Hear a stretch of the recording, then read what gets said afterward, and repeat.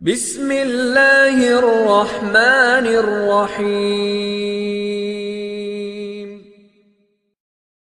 انبیاء کرام کی سرزمین عراق کو کس نے فتح کیا؟ یہ کہانی اسلام کی تاریخ کے ایک سنہری باب کو بیان کرتی ہے جب مسلمانوں نے عراق کو فتح کیا۔ عراق کی زمین ایک مقدس سرزمین ہے جسے انبیاء کرام کی سرزمین بھی کہا جاتا ہے کیونکہ یہاں پر کئی انبیاء جیسے حضرت ابراہیم علیہ السلام اور حضرت یونس علیہ السلام نے اللہ کی عبادت اور تبلیغ کی۔ اسلام کے ابتدائی دنوں میں جب نبی کریم صلی اللہ علیہ وآلہ وسلم کا پیغام عرب کے مختلف علاقوں میں پھیل رہا تھا، مسلمانوں کو ان کے مخالفین اور کافر قبیلوں کی جانب سے سخت مزاحمت کا سامنا تھا۔ بعد میں حضرت ابو بکر رضی اللہ عنہ کے دور خلافت میں اسلامی سلطنت نے اپنا دفاع مضبوط کر لیا اور اسلام کا پیغام دور دراز علاقوں تک پہنچانے کا عزم کیا۔ حضرت عمر رضی اللہ عنہ کا عہد اور عراق کی فتح۔ حضرت ابو بکر صدیق رضی اللہ عنہ کی وفات کے بعد حضرت عمر بن خطاب رضی اللہ عنہ نے خلافت سنبھالی۔ حضرت عمر نے عراق اور ایران کے علاقوں میں اسلامی پیغام پھیلانے اور اسلامی سلطنت کی حدود کو وسیع کرنے کا منصوبہ بنایا۔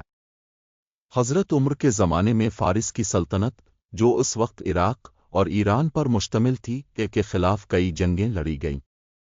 ان جنگوں میں مسلمانوں نے شاندار فتوحات حاصل کیں۔ جنگ قادسیہ۔ عراق کو فتح کرنے کی سب سے اہم جنگ قادسیہ تھی جو 636 میں لڑی گئی۔ اس جنگ میں حضرت سعد بن ابی وقاص رضی اللہ عنہ نے مسلمانوں کی قیادت کی۔ قادسیہ کی جنگ عراق کی فتح کا پیش خیمہ ثابت ہوئی۔ فارس کی عظیم سلطنت کو اس جنگ میں مسلمانوں کے ہاتھوں شکست ہوئی۔ حضرت سعد بن ابی وقاص رضی اللہ عنہ کی قائدانہ صلاحیت اور حضرت عمر رضی اللہ عنہ کی رہنمائی میں مسلمانوں نے فارس کی فوج کو شکست دی۔ مدعے کا فتح ہونا۔ قادسیہ کی جنگ کے بعد مسلمانوں نے عراق کے دارالحکومت مدعے کی طرف پیش قدمی کی۔ مدعے کو فتح کرنا مسلمانوں کے لیے بہت اہم تھا کیونکہ یہ فارس کی سلطنت کا مرکز تھا۔ حضرت سعد بن ابی وقاص رضی اللہ عنہ نے اپنی فوج کے ساتھ مدعے کی طرف کوچ کیا اور بالاخر مدعے کو فتح کر لیا۔ مسلمانوں نے مدعے کے عظیم الشان محلوں میں داخل ہو کر فارس کی بادشاہی کے نشان دیکھے اور وہاں نماز شکرانہ ادا کی۔ عراق کی فتح کے اثرات۔ عراق کی فتح کے بعد اسلام اس خطے میں پھیل گیا اور یہاں کے لوگ جوک در جوک اسلام قبول کرنے لگے۔ عراق کی سرزمین پر اسلامی تہذیب اور علوم و فنون کا عروج ہوا اور یہ سرزمین اسلامی تاریخ کے اہم ترین مراکز میں شامل ہو گئی۔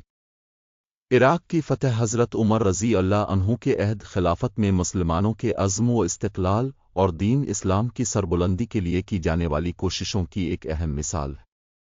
یہ فتوحات اسلامی تاریخ کے وہ واقعات ہیں جو مسلمانوں کو عزم و حوصلہ اور دین کے لیے جدوجہد کا درس دیتے ہیں۔